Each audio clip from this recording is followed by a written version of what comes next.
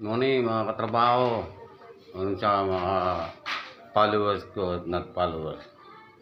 Pahinsa natin ngayon ulit tayo ng pag-video. Naging busy.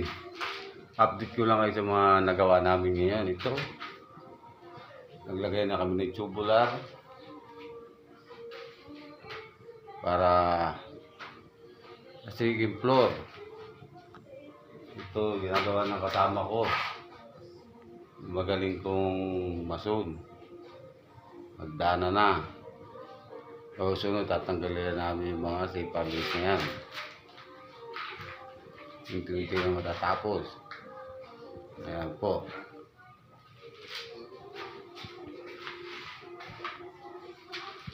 Ganda ng tignan. May tubular na. Ayan, maliwanag. Dito po sa labas yan.